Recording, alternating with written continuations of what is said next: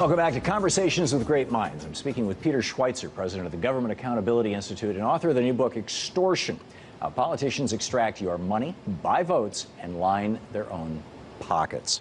So we've identified the problem, I think, in a way, or at least we've identified, actually I think what we've identified are the consequences of the problem. Yeah. What would you say is at the core of the problem?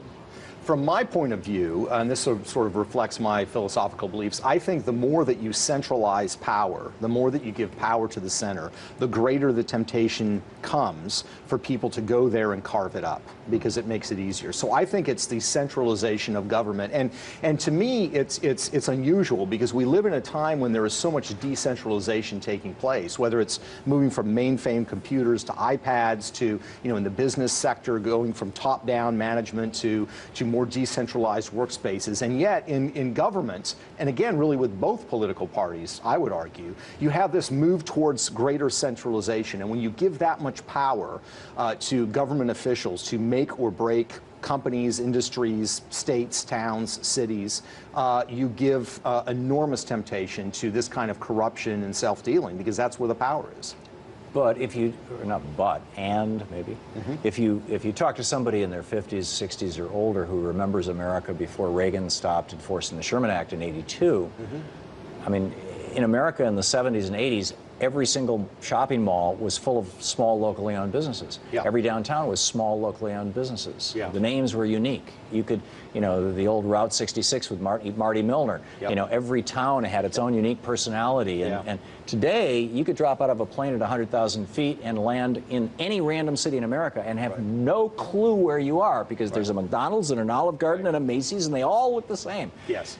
So that centralization that you're talking about has absolutely happened in the corporate world. Yes. Why would government not mirror that? Well, I think it's happened in the corporate world in the sense that, yes, you have certain players that are dominating, whether it's Walmart or McDonald's. But in terms of the way that they are managed, the way that companies are managing, and particularly the areas of the economy that are having the most growth and efficiency, the high-tech sector, for example, there is a move away from decentralization, from the old U.S. Steel model of, you guys don't worry about it. We're the guys in charge. We don't expect you to be creative. Just do your job. But the ownership is still concentrated. Yes, the ownership is still concentrated. And in politics, I mean, this is Thomas Ferguson from the Roosevelt Institute looked at all the money that was given to both Obama and Romney, and he said 6 industries where the president ran especially strong were telecom, software, web manufacturing, electronics, computers, and the defense industry. Yep. And he said President Obama's support in these industries ran far above his average levels of support for business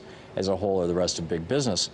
And we're seeing now, I mean, the evidence of crimes in telecoms, the NSA plugging into the back end of AT&T, software, the web, many of these areas, the Snowden revelations and other things, and yet the executive branch doesn't seem all that interested in prosecuting them. And I would say the same is true of the banking industry. Absolutely. And this isn't just a knock on Obama. This is right across the board. I would agree. It seems to me that the subtext of your book is not just the argument that the centralization of power is bad and that power and money kind of go back and forth. You could kind of slosh them back and forth. But that government in some way, it's almost a libertarian argument for less government, that government is the cause of the problem. And it's respectfully, if I may disagree, that and suggest or just challenge that and get your response, that money is the problem. And this concept that the Supreme Court, this construct that the Supreme Court has come up with, that really started with the Buckley case. Well, actually, it started long before that, but it got really codified with Buckley and then with First National Bank and then Citizens United, that money is not a commodity, that money somehow is protected under the First Amendment, that it actually represents speech. Right. That blew up McCain-Feingold. I mean, you said earlier, once everybody had maxed out their maximum contributions, then the war stopped. Well, if there had been much smaller maximum contributions, there wouldn't have been that war in the first place.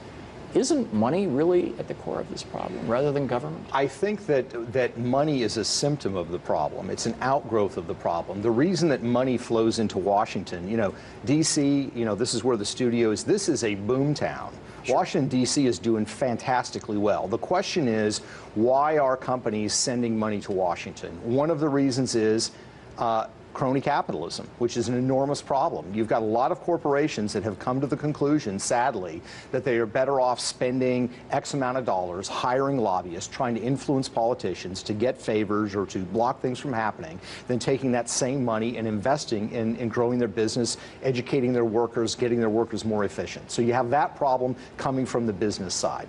The bottom line, and this is something that I remember reading Milton Friedman in high school, which I think he's right about, is there's a difference between being pro-business and pro-free market. I'm free market, I'm not pro-business. I don't like set-asides or cut-asides for businesses. So that's the problem on the business side. The problem on the government side is that you have the privatization that you talked about, where literally now, I think I read somewhere, 3 out of 4 individuals that work on federal government issues actually work for private contractors. Right. So you basically have what some people say is a limited government, which is not limited at all. They've just outsourced it. But on the government side, you have individuals who are looking at the private sector, realizing the power and influence they have, and knowing that if they leave, they can monetize it. And so the question becomes, how do you deal with this sort of, iron triangle? And I think whatever happens, you can put caps on the way money is being spent. You could institute all kinds of reforms. You're going to have efforts made to influence government if government is powerful and has the ability to dramatically affect the health and wealth of individuals and corporations. I think it's human nature. And yet when you look at companies, or countries rather, like European countries, I mean, fully developed, mature democracies, like theoretically we are. Right. Where they don't have the First Amendment, and where they don't have a Supreme Court that has created a doctrine which, by the way, no legislature has ever contemplated, passed, or promoted, and no president has ever promoted. In fact, presidents have decried it since Grover Cleveland in 1887 in his State of the Union address talked about, the iron heel of corporations, which should be the carefully constrained servants of the people that become their masters. Their iron heel is upon the neck of the average American. And he was, complaining about the 1886 Santa Clara decision and money in politics. Yep. The Supreme Court defining these doctrines. In these other countries, in England, nobody can spend more than 100,000 pounds on a congressional election, or on a parliamentary election. Right. Period. Right, but I would, and I think that's absolutely true, but I would argue a couple of things. First of all, the European systems are parliamentary systems, and so they are different in very real core ways than the American system. When you are in the UK, for example, I lived there for 2 years, and I know you know the politics there well, you're really voting for a party. You're not voting for an individual. And party discipline is all. The American system is very different, and I would argue better for a variety of reasons. So I think if you have public financing in a parliamentary system, it's different than you have without representative government. The second point, I'm sorry, go ahead. Well, I was going to say the second point that I would make is, call me skeptical, but I'm not willing to trust our current elected officials to erect a system of public financing that's not going to favor incumbents. Yeah. They do it with gerrymandering, they do it with, franking privileges in the mail, they use all kinds of techniques.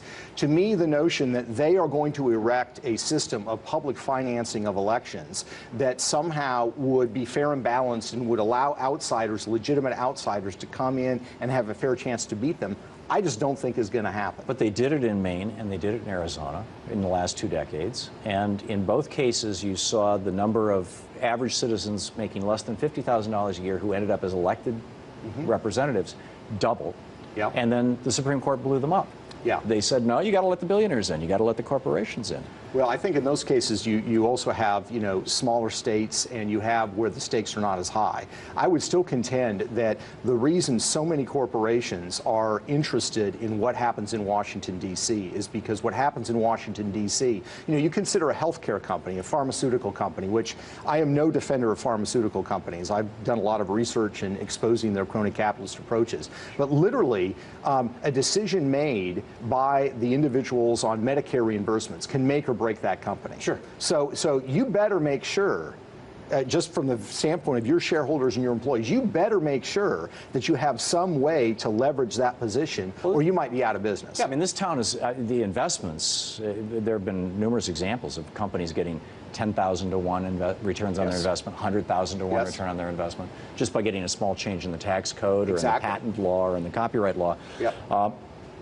And it seems that What's the solution then? If you dispute the idea that controlling money is the solution, or knocking down the Supreme Court's doctrine, what's the alternative?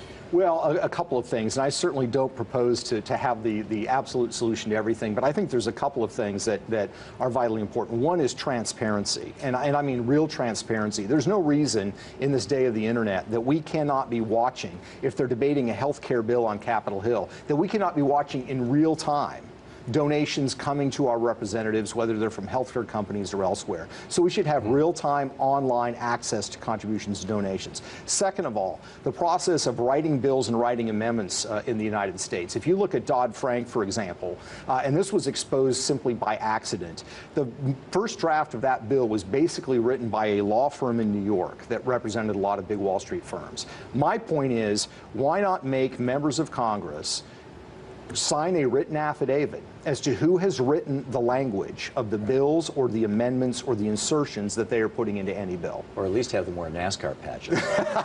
Yeah, that's even better. You might get commercial sponsorships. No, but seriously, I think that one of the problems is you get things inserted into bills quietly, and everybody wonders, how did that get there?